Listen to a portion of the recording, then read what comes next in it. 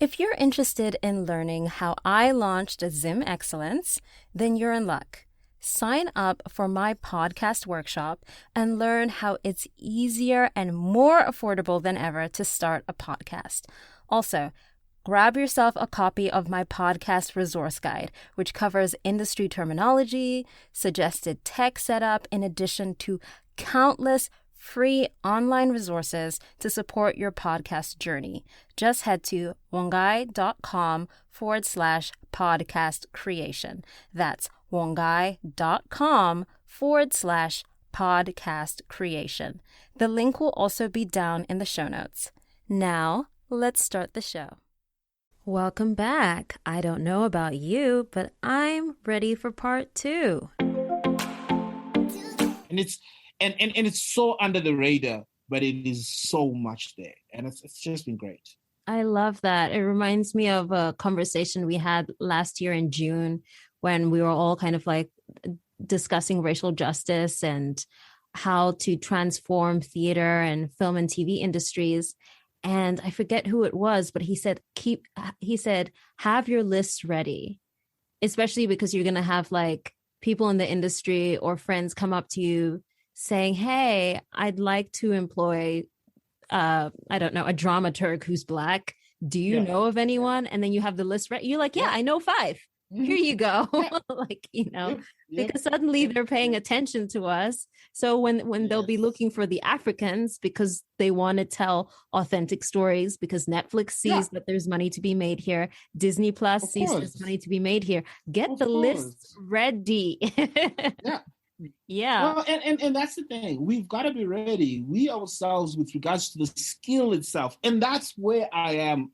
I was telling those boys I was working with today, and I was saying to them that look at the trends. Africa is literally one of the few, like with regards to TV and film, where there's still a million stories to tell. Mm-hmm. There's still a lot of untapped and, untapped stories. And the world is moving towards Africa. And because the world is moving towards Africa, it's going to need good storytellers. And if you're ready, right, everything is there for the taking. And that's kind of like where I am really moving forward, because I've been fortunate enough to be around a bunch of people who've always been like, hey, tell your stories, we're there to support. Tell your stories, we're there to support. And it's been good just to be able to do that. I love that so much. So, quick question. Would you be able to explain to us what a programs director does and what B, a literary manager is? Because I myself don't know. So there has to be other listeners who also don't know. No, so a programs director, literally, I work for Almasi Collaborative Arts. And we love them here. Thank you. We love you guys for your support. We really appreciate that. So Almasi, we do a lot of cultural exchange programs, like especially within theater. As the programs director, my job is to create programs for Almasi that allow cross-pollination between U.S. artists and Zimbabwean artists. Like, for example, right now we're in the middle of the Almasi Playwrights Conference. So we've got 5 playwrights, one who is originally from DRC but lives in South Africa. And then we've got a South African playwright. We've got 2 playwrights from, one playwright from Lawayo, 2 from Harare. And it's been great just to have a conference where we're just focusing on playwrights. So my job is just to create these programs that help support creatives and just offer them whatever it is that they want. If they need space, and then help train directors, help train actors, help train writers. So part of my job is definitely to bring in people. Obviously, COVID messed up a whole lot of things. We were supposed to be doing a director's clinic and actors intensive for 4 weeks. But we're hoping that as soon as everything is back up, we'll get back on. And then being a literary manager, what in your entire job is reading scripts and giving feedback and liaising. Love that. I feel like that's another job that I once had a lifetime ago. Yeah, it is. It can be. It can be quite a fun job if that's what you want. I remember I did when I was in New York. I worked in the literature department, and that was one of the jobs I did. Like just read scripts and write coverage and meet with writers for coffee. And I think I learned one of the biggest and valuable lesson from the guy who was the literary manager at that time. He was like, your job is to cultivate relationship with writers. So you're getting on calls with writers, you are meeting for tea, for coffee with writers, that's literally what your entire job is. And and it can be quite a good job. Obviously it's stressful because there's so many playwrights with so many great plays, but there's also so many playwrights who are still developing and are getting better. So you kind of have to sift your way through, some works that are still in development. And it's a fun job. It is stressful. It is jobs that I feel like I am, especially being a literary manager, it is so tedious that it takes away from my personal writing. So that kind of does make it a little because you constantly have to be reading every single day. And now because I am transitioning between like theater and TV and film, it's like it does take up a lot of time, but it's jobs that I really, really love. And I think I learned a lot about theater from just reading and giving feedback and all that. Yeah, it's a classic tip that the best writers started as readers, because then you start understanding what works and what doesn't work and why. And just you familiarize yourself with different formats as well. With that said, what is it like working in a TV writer's room with a group of writers as opposed to writing for theater, which is a bit more independent? And you can be like, I'm writing in the park, I'm writing at my desk. But then with the writer's room, you're together, you're family. Yeah. Or so I think. I've never been in a writer's room. I'm just assuming. No, you're right. I've heard like different stories of people in other writers' room where they didn't necessarily enjoy themselves and whatnot. I was fortunate enough where I was literally the only guy in an all-female writers' room. So I was literally women. The only and it was such a good writers' room. I do not want to lie to you. It was such a great writers' room. And the other thing that made it great was because it also was made up of a group of people that had come from theater. Like Jocelyn Beale was one of the writers. Love Jocelyn. I know, she's amazing. Ngozi was one of the writers. So it was such a great writers' room with a bunch of really great writers. I don't want to lie. It's such an enjoyable process. I constantly say that I learned more in that room about writing and crafting stories more than I learned in all my 3 years in college. Not saying that college was bad, but to see to see stories being broken down in action by people who've been doing it for years and years and years, it changes your whole perception, because as you're in school, you're learning things theoretically. Yes, you are writing, right? But you're learning from books, you're reading. But then to get to witness just a story being broken down, and how kind of like, some of the writers, I remember there's a writer, Kay Oyegun, who was in the writers' room, would constantly be like, no, but like network TV, like this is how they would want. They want our characters to be moving forward. So what is the act of moving forward? So it's those things where I got so much gold from the writers' room. I learned so much that the stuff that I am now coming back here and being able to translate to other people are things that I learned when I was in that first initial writers' room. It was such a joy, and it was also tough. I don't want to lie to you. It was such a tough job because I was working, I think, about 18 hours, and I was in school, so I would have to sometimes miss class and have to catch up with school. It was a whole mess, and I remember it was at the time when I was in production for my final year show, so it was trying to balance out everything, but it was such an invaluable experience that I would never like swap that for anything. It was so invaluable.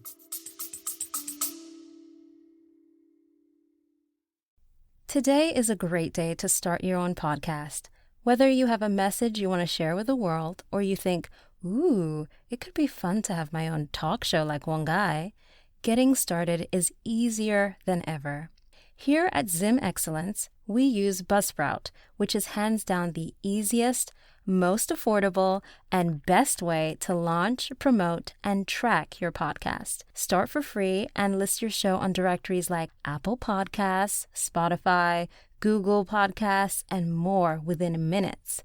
Podcasting isn't hard when you have the right partners, and the team at Buzzsprout is passionate about helping and teaching you to succeed. Just check out their YouTube videos. They are filled with tons of information. So join over 100,000 podcasters already using Buzzsprout to get their message out to the world.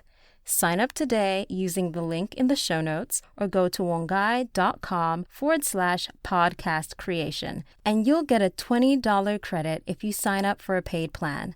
It also helps support the show. So go ahead, sign up for Buzzsprout, and keep me posted on your new podcast. Now back to the show. That's amazing. That makes me think of like with acting, there's only so much you can learn in acting school, or if you take a BA in drama at, an institution like the academic route, it's actually like doing the thing that you learn more. It's like this, I feel like it's the same with filmmaking, especially because like a lot of filmmakers will be like, get experience firsthand. If you can, like you volunteer on sets, do this, do that, because even the landscape and the way we are telling stories is changing so quickly in our industry.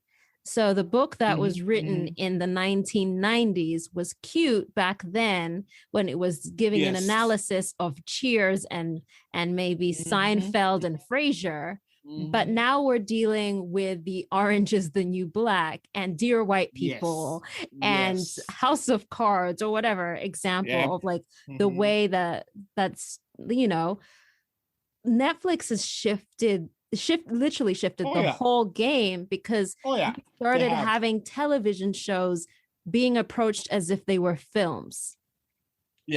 And then you had all the film directors coming to TV, and then you had the film stars saying, oh, I think I can do TV, because now you can have an Apple series, let's say the morning show, for 5 episodes versus network TV in the United States was like 22 to 24 back episodes. It's like saving people money just to make 6. It definitely is. It definitely is. And then you can have talent who say that their rate is $2 million an episode. I'm talking about the Reese Witherspoons and the Kerry Washingtons. I love them, but like that's their rate versus network television, where your rate is like $35,000 an episode, depending who you are. It could be more if you're a big name. Okay. What do you wish more people were aware of when it comes to life as a writer? Because I feel like there's this thing where people are like, yeah, you should sit. I mean, I am a writer. I don't do it enough because I'm more of an actor, but people will be like, yeah, write your own stuff, do this, you do that. And understanding that life as a writer isn't easy. It's almost more difficult. I see it from my perspective than being a performer is, because you get rejected so many times and you're pitching this and rewrites that. And would you like to, shed light on that?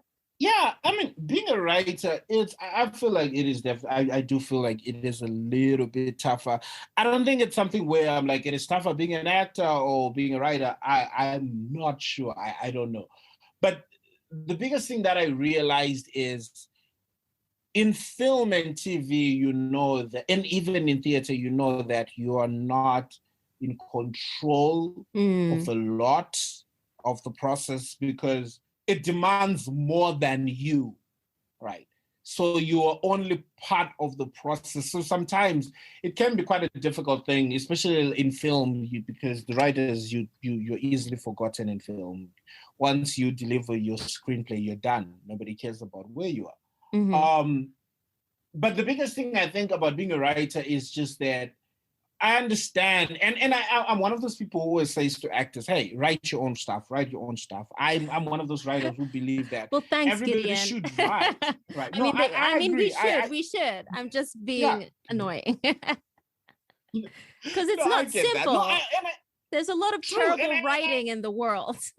That is so true. And I also understand the nature that, like, certain people are like, I'm an actor, I don't want to write. And I understand that. It also makes sense because I'm one of those people who also say, I am a solo actor only. If you want me to be in any play with somebody else, I have no desire whatsoever. Yeah, okay. I just, so I think that the biggest thing for me as a writer that I think people sometimes miss is the process itself, that it's a lengthy process that actually requires time investment. And it's a process that requires you to respect the process.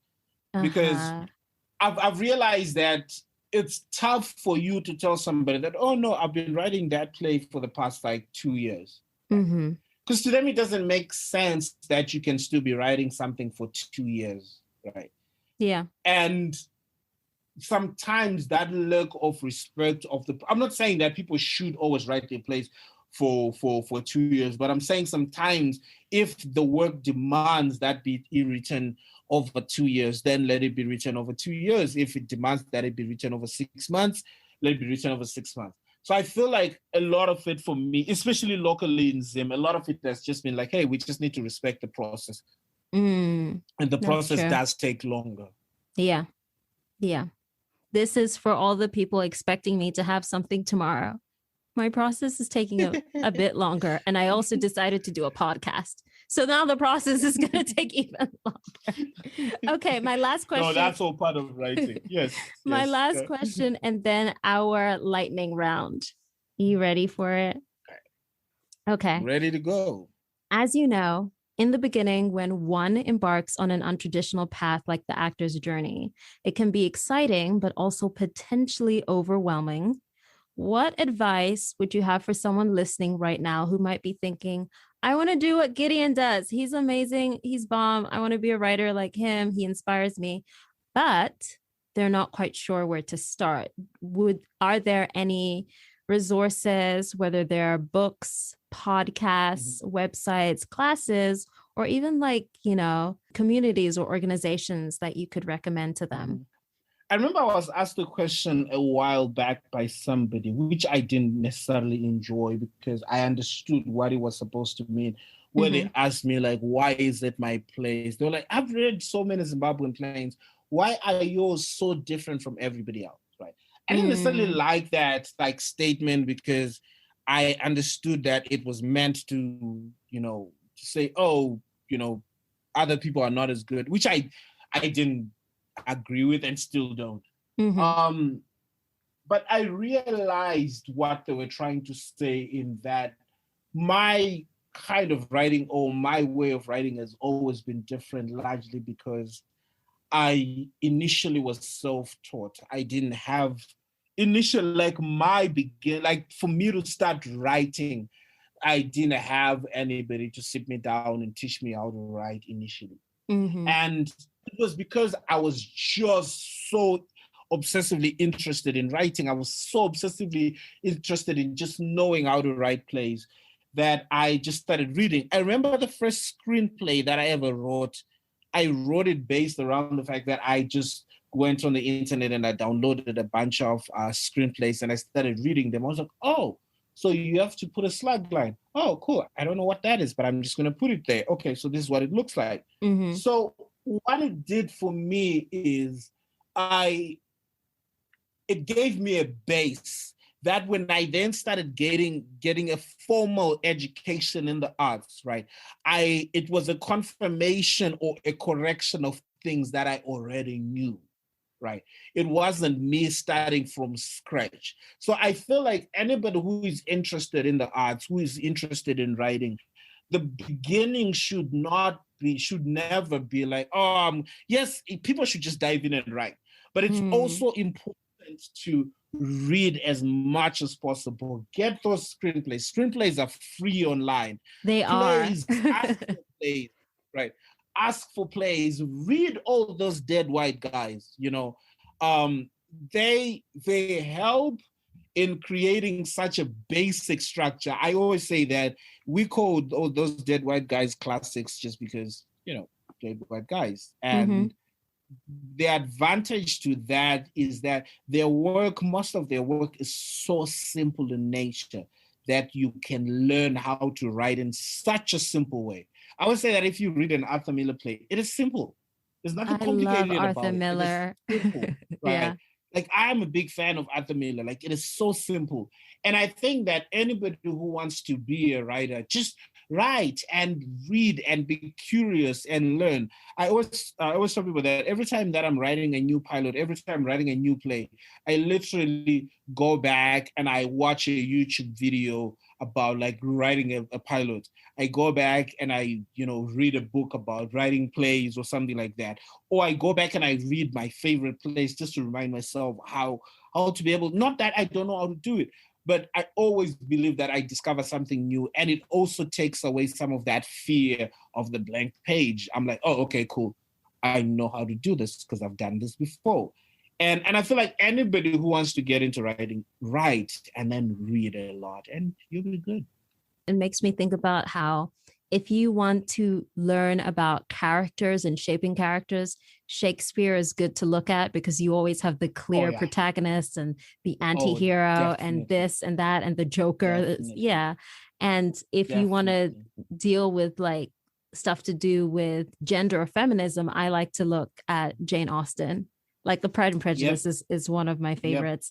And I once watched a documentary, I forget what it was. Someone had a teacher, or maybe it was like Dr. Dre was mentoring some rapper or something, Dr. Dre or Jimmy Levine, one of them.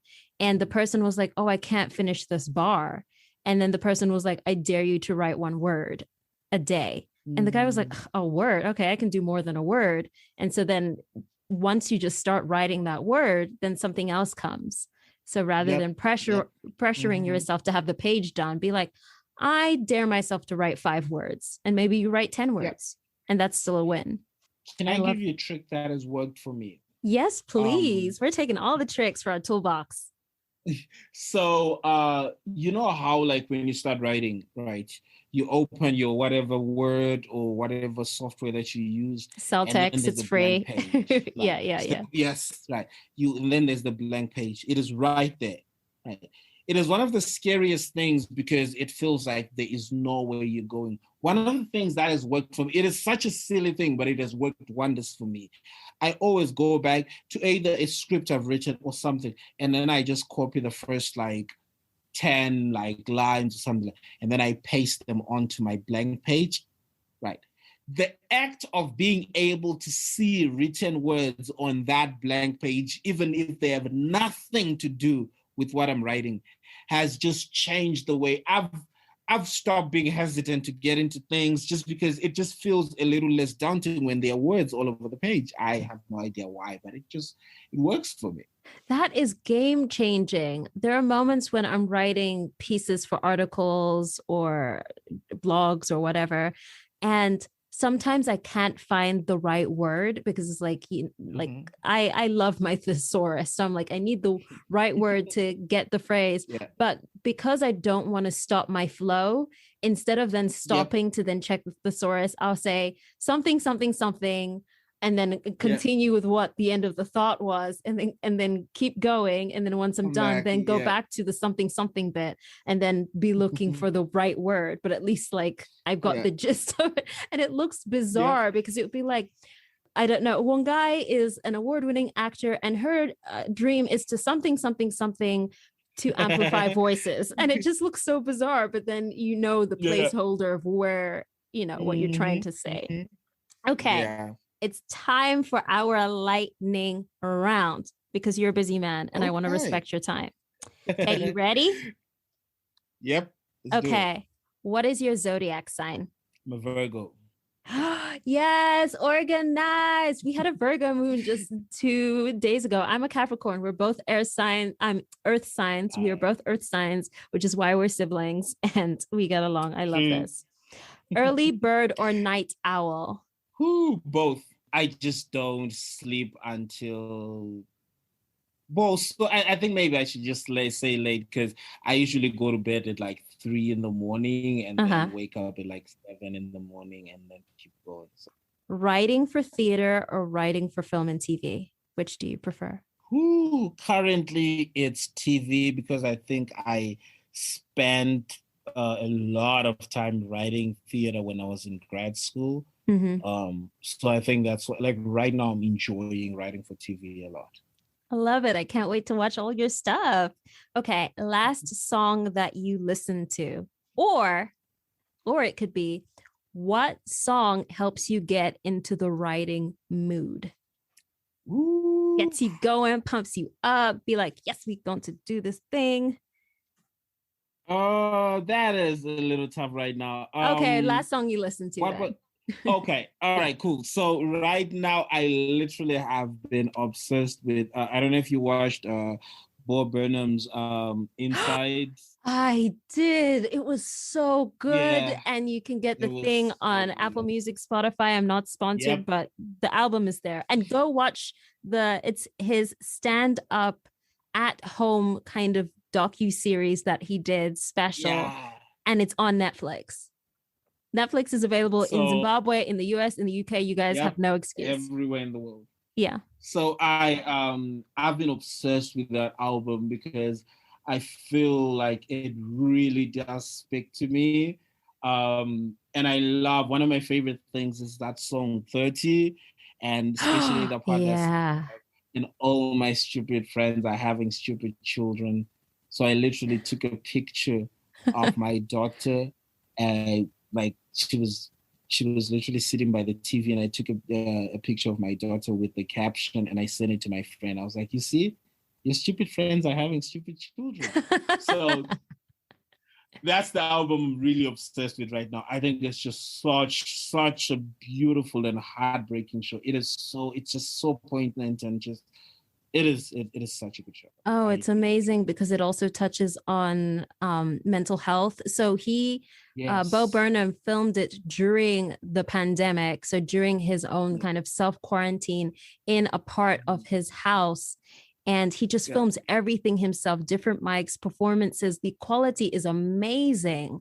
My favorite song was, he has that song about like being the straight white guy who's coming to save the day with comedy. Yes. Yep. Yeah. It was so good. It was really beautiful. Yeah, it is such a good show. And it's been so great. Like, for some reason, I've actually been writing to that album because it really does put me in a strange but like contemplative mood of just it has that like 2020 vibe of being like inside for like a year on and on. It has that vibe, which is, I don't know, strangely I'm just into it. Yeah, it feels endless. It just it takes you back to those moments, and you're like, I remember this feeling and that feeling and this feeling. Yes. What is the last play you read? Ooh, I was actually, because of the conference, I've been reading a bunch of plays for the playwrights, just recommend. I was actually rereading Father Comes Home from the War, the Susan Laurie Parks play. It's one of my favorite plays. So I haven't read that play, but I love Susan Laurie Parks so much. I've been one of the actors in her. So she does an MFA writing class, and her playwrights bring in actors, like real actors who are doing acting. And so I've been an actor for one of the readings for her class. So I'm like, yes, I love her so much. It is so gorgeous. It's an adaptation of the Odyssey, and it is well, I don't think it's an adaptation, but it's based off the Odyssey in some way. But it's such a beautiful, beautiful, heartbreaking play that I think I was just bored the other day because I've been so immersed in like writing this TV show. I was like, I haven't read a play in a long time. I need to just read a play, because plays they have the ability to drag some of the emotion out of you in such a beautiful way, because plays are not depending on pyrotechnics, they're depending on the words. So I just needed that connection. And Father Comes Home from the War is one of the plays that really, really does that for me. And I reread that, and it was such a joy. Amazing. If you could have any superpower, what would it be? When I was growing up, I always used to say that if I could have any superpower, it would be the superpower to absorb every other person's superpower in the universe. You're like Sylar in Heroes. I think that's what his power was. Yes, I remember. I was Zachary obsessed Quinto. Oh my gosh, that show. If I had a superpower, I think I would love to be super fast because I think I have so many things. Every time, like I'm obsessed with like I love superhero shows. Oh, so do I. Every time I watch like The Flash and he does like a whole lot of like super fast thing, like cleans up his room or does something super fast, I'm like, I wish I could do that. Like, I feel like I never have enough time, so I feel like if I could do things super fast, it would be so great. Okay. Do you have a favorite superhero or like one that you felt drawn to as a child? When I was growing up, it was definitely Batman. Batman was my favorite. I was obsessed with Batman. And I stumbled onto Batman. I stumbled onto a Batman comic by mistake. I think one of my cousins brought it to my house and he forgot it. And I saw it, I read it, and I was obsessed. But my favorite to this day is still Spider-Man. I just love Spider-Man. Yeah. I just think. So growing up, Batman was my favorite. And you know, I might get people are gonna judge me for this, but my introduction to Batman was George Clooney's Batman, where Schwarzenegger plays Freeze, because it was just always on when I was a child, and so I just watched it and I was obsessed with it. And Uma Thurman was a Poison Ivy. I thought she was so dope. So I liked Batman because of that. But like now as an adult, I'm very, very Team Marvel. And so Captain America is my favorite. Yeah. No, that makes sense. I'm now obsessed with I think over the past like 2 years or so, I recently got into like, I was never into fantasy and science fiction. I have no why, but I suddenly got into it. I'm like obsessed with like magic and like. Do you know what Doctor Strange. Yeah. Do you know what you would really like? This is me giving me a recommendation that you did not ask for. Yes. But The Magicians is great. And Sarah Gamble, who is the showrunner, she's just such a great writer. And on Instagram, this is for all the other writers and upcoming writers, she puts up writers' tips on her like Instagram story. So she has like highlights on her Instagram page about just different writing things. Her writing is like, I can't even explain it. It is so bizarre, but so exciting and just so interesting. She is the showrunner for The Magicians, which just ended. And she's also the showrunner for You. So she takes a lot of novels and then has them adapted. But like the sense of humor is just like, whoa. And just the character, like I can't explain it. If you've seen either of those shows, like the writing is just fantastic. Fantastic. She is like my queen in my head. And so I follow Sarah Gamble because I'm like, wow, to write something that doesn't feel like it's been done before. And her as a person is very interesting because I think someone asked her, where's your favorite place to write? And she was like, my favorite place to write is under this tree in the fairy realm while I sip this. Like she's just such a character, but she's amazing. Okay. Favorite Zimbabwean musician. So I think that's a little tough question for me because I think I love I like the Mtukudzis, the Winkidis, all that, right? But I think I'm more into my favorite Zimbabwean music is this literally unknown writer. His name is called Mwenje Matole. Yes, let's put him on.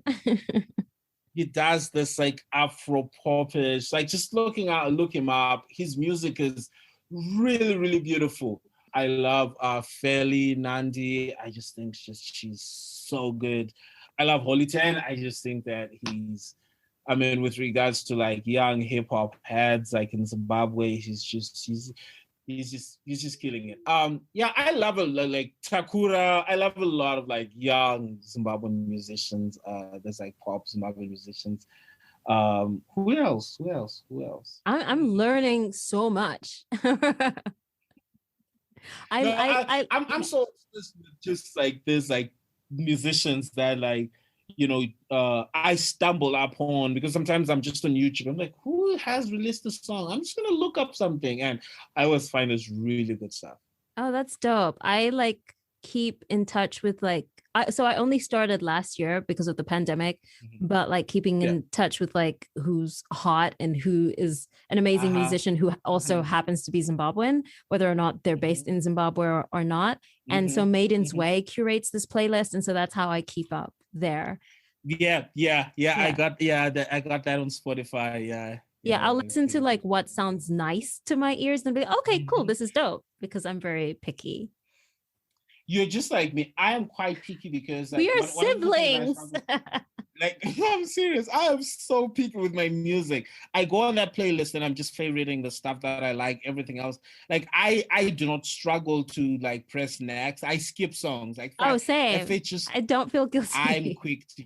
Yeah, I would do it to like a white artist or non-Zimbabwean artist. So today is June 18th, and I forget when this episode is gonna come out, but like possibly in August.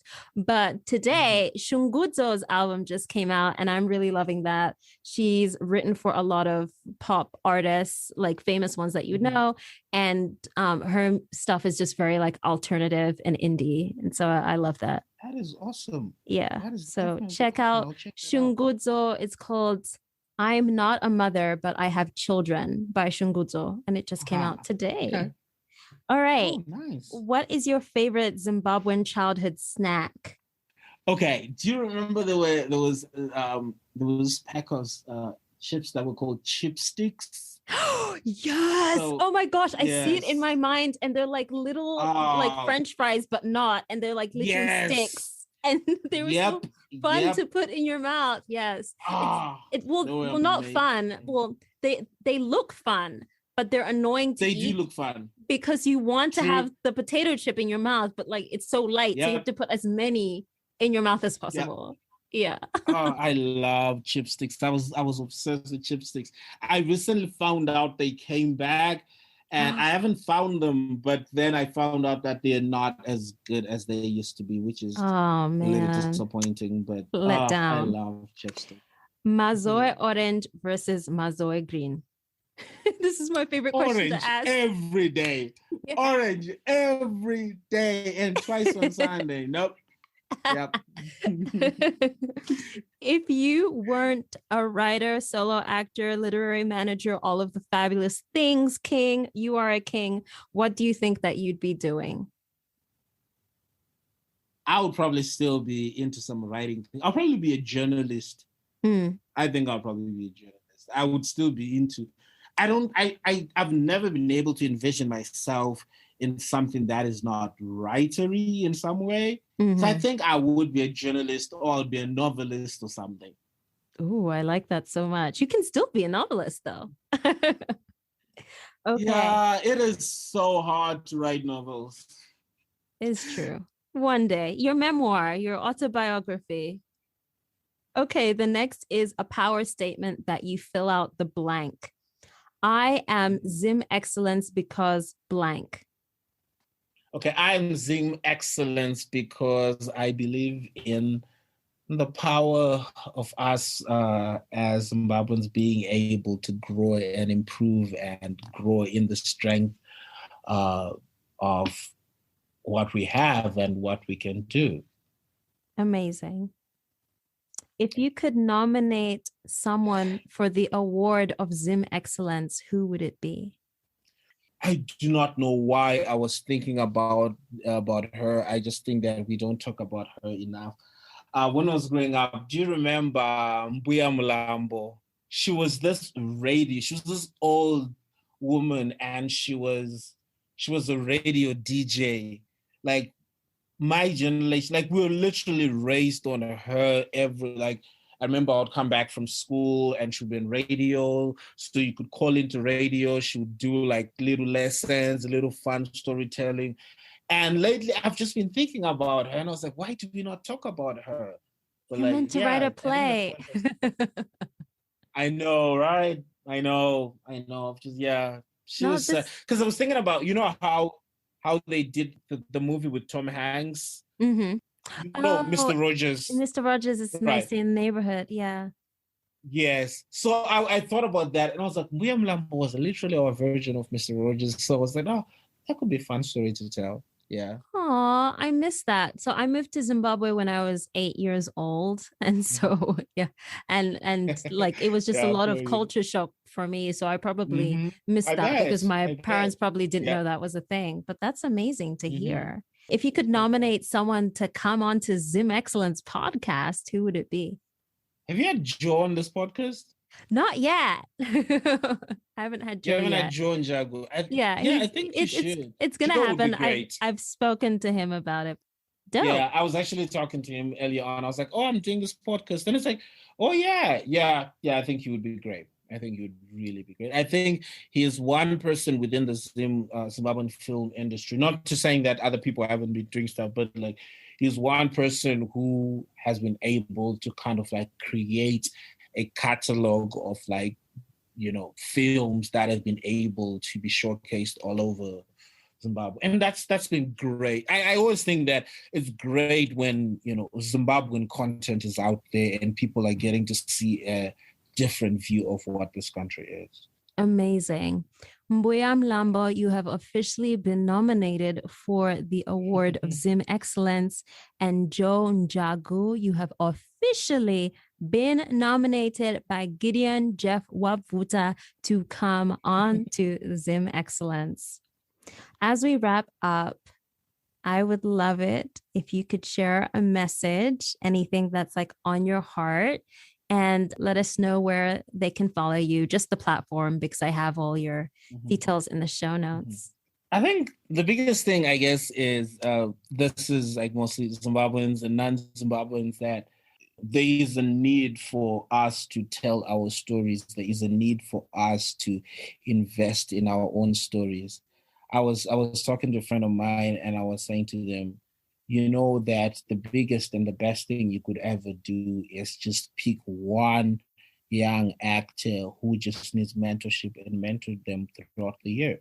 Like one, it doesn't have to be a lot. And I will continuously say this, that the biggest and the best thing we can always do for our country is to be able to give back to the young people who probably and might never have the opportunity to have the really expensive education that we are afforded and the opportunities we're able to have, but we can be able to share the skills that we have. And I think my message is just to have that burden, to say that this knowledge that I have, like I can be able to pass it on. I can be able to share this skill that I have. I can be able to pass it on. I can be able to share. You can reach me on Facebook, Instagram, Twitter, Gideon Jeph. I'm Gideon Jeph across literally everything. That's me.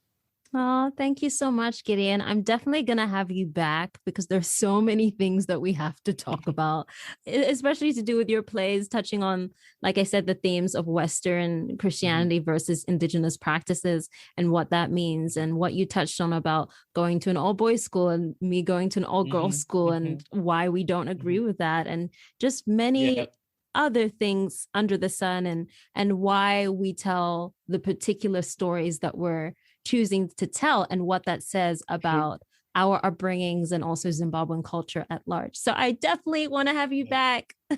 We'll figure it out. I would love to, definitely would love to. Thank y'all so much for coming to the party. Majita tatenda siabonga. Nah, for real. Thank you so much for tuning in to this week's episode of Zim Excellence. If you found value from this episode, please share it with a friend and go ahead and subscribe, rate, and review.